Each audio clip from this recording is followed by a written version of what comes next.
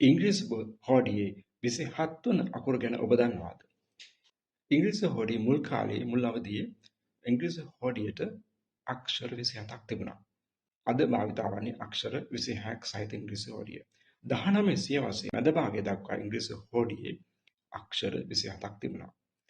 නමුත් ඉවත් වූ අක්ෂරය අද භාවිතා වන්නේ සංකේතයක් ලෙසයි. එය භාවිතා වන්නේ ඇන් යන වචනයට යෙදෙන සංකේතයක් ලෙස එය උච්චාරණය කරන්න ඒවා හඳුන්වන්නේ ඇම්පර්සඩ් යනුවෙන්. ඇම්පර්සඩ්. මෙම ඇම්පර්සඩ් සංකේතය ඉංග්‍රීසි භාෂාවේ පරණතම පැරණිම සංකේතයක් ලෙස සැලකනවා. මෙය ලතින් භාෂාවේ බිඳී ආ වචනයක් සංකේතයක්.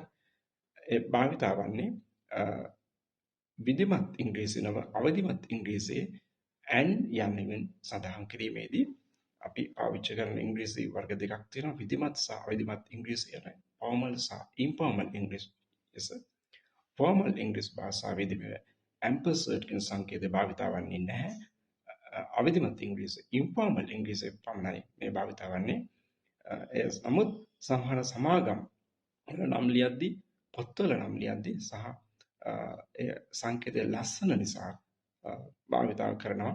විධිමත් ඉංග්‍රීසි ෆෝමල් ඉංග්‍රීසි වල මේ භාවිතා වන්නේ නැහැ. කෙසේ වෙතත් ඉංග්‍රීසි භාෂාවේ පමණක් නොවේ මේ භාවිතා වන්නේ අනිකුත් යුරෝපා භාෂාවලත් මෙම සංකේතය භාවිතා වෙනවා.